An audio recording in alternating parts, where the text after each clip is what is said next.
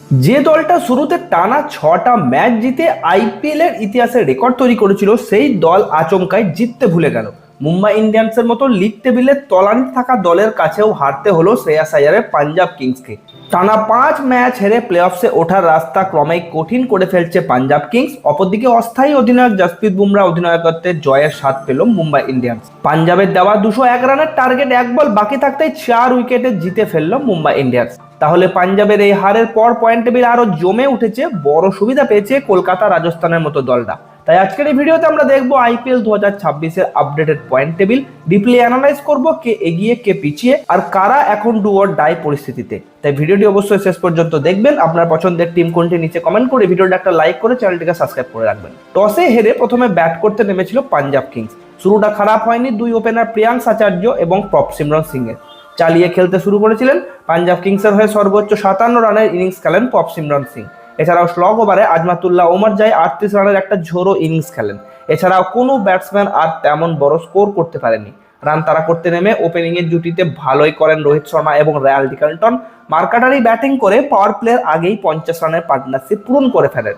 শেষ পর্যন্ত will Jacks এবং তিলক বর্মা মিলে দুর্দান্ত খেলে দলকে 19.5 ওভারেই জয়ের লক্ষ্যে। তাহলে এবার লেটেস্ট পয়েন্ট টেবিলের কথা বললে দশম স্থানে আছে লখনৌ সুপার জায়ান্টস। 11টি ম্যাচের 3টি জয়, 8টি হার, 0.6, নেট রান রেট -0.907। প্লে অফসের আসা এই টিমের শেষ প্রথম দল যারা এলিমিনেট হয়ে গেছে। নবম স্থানে আছে মুম্বাই ইন্ডিয়ান্স। 12টি ম্যাচের 4টি জয়, 8টি হার, 0.8, নেট রান রেট -0.504। তৃতীয় দল হিসাবে মুম্বাই অনেক আগেই এলিমিনেট হয়ে গেছে। অষ্টম স্থানে আছে কলকাতা নাইট রাইডার্স। 11টি ম্যাচের 4টি জয়, 1টি বাতিল, 0.9, নেট রান রেট -0.194। বাকি 3টি ম্যাচ জিতলেও সর্বোচ্চ 15 পয়েন্ট হবে। অন্য দলের ফলাফলের উপর নির্ভর করতে হবে। আপাতত 15 পয়েন্ট পৌঁছে অপেক্ষা করা ছাড়া উপায় নেই।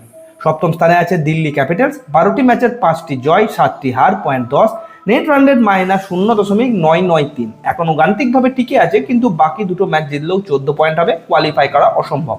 ষষ্ঠ স্থানে আছে রাজস্থান রয়্যালস। 11টি ম্যাচের 6টি জয়, 5টি হার, 12 পয়েন্ট, নেট রান রেট +0.185। অন্তত 2টি জয় এই টিমের জন্য খুবই জরুরি। পঞ্চম স্থানে আছে চেন্নাই সুপার কিংস। 11টি ম্যাচের 6টি জয়, 5টি হার, 12 পয়েন্ট, নেট রান রেট +0.185। অন্তত 2টি জয় বাকি 3টি ম্যাচের মধ্যে চেন্নাই সুপার কিংসকে প্লে অফে তুলে দেবে। চতুর্থ স্থানে আছে বন্ধুরা পাঞ্জাব কিংস। 12টি ম্যাচের 6টি জয়, 13 পয়েন্ট, নেট রান রেট +0.355। বাকি থাকা 2টি ম্যাচের 2টি জিততে হবে, তবেই পাঞ্জাব প্লে অফ কোয়ালিফাই করতে পারবে। তৃতীয় স্থানে আছে বন্ধুরা হায়দ্রাবাদের টিম। 12টি ম্যাচের 7টি জয়, 14 পয়েন্ট, নেট রান রেট +0.331। 2টি ম্যাচের মধ্যে আর মাত্র 1টি জয় যথেষ্ট প্লে অফ নিশ্চিত করতে। দ্বিতীয় স্থানে আছে গুজরাট টাইটেন্স। 12 ম্যাচে 8 জয়, 0.16, নেট রান রেট +0.551। এই মুহূর্তে কার্যত প্রথম দল যারা প্লে অফ নিশ্চিত করে ফেলেছে। অফিসিয়ালি না হলেও 16 পয়েন্ট মানেই নিশ্চিত কোয়ালিফিকেশন।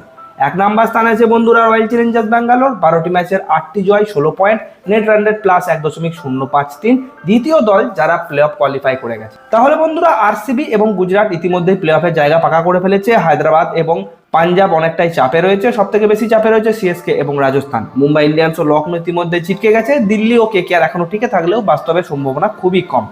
তো এটাই ছিল আইপিএল 2026-এর আপডেটেড পয়েন্ট টেবিল। এই পয়েন্ট টেবিল নিয়ে আপনাদের কি মতামত কমেন্টে অবশ্যই জানাবেন। ভিডিওটি ভালো লাগলে লাইক করুন, চ্যানেলটিকে সাবস্ক্রাইব করে বেল আইকনটি প্রেস করে দেবেন। ধন্যবাদ।